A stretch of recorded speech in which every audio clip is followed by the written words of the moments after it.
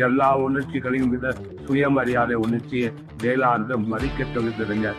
அதை இன்றைக்கு வேணுமானா ஏதோ ஒரு சின்ன குழு போராடக்கூடியதாக சொல்லலாம். மற்றபடி பிற்காலத்துல அது உலகத்தையே ஒன்றுபடுத்தும் உலக மக்களையே ஒரு குடும்பமா மாற்ற முயற்சியின் போதுதான் சுயமரியாதையோட உண்மையான சக்தியும் பெருமையும் உண்மையாகுங்க.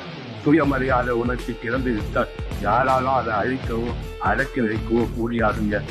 அழிக்க எழும்பும் பந்து போல எதிர்க்க வளர்ந்து கொண்டே போகும் சக்தி உடையதான் இந்த சுயமரியாதைங்க.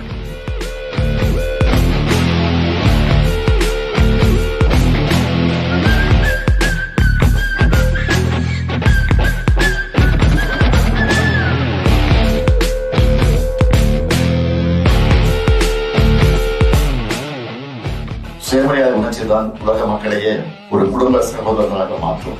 அப்போதுதான் இந்த இயக்கத்தின் உண்மை சக்தியும் பெருமையும் வெளிப்படும் பெரியார் சொன்னார். பெரியார் கண்ட வளர்ச்சியை நாங்க தமிழ்நாட்டுல செயல்படுத்தி காட்டி வருகிறோம். பெரியாருக்கு இந்த ஆட்சி காணிக்கைன்னு சொன்னார் பேரறிஞர் அண்ணா அவர்கள்.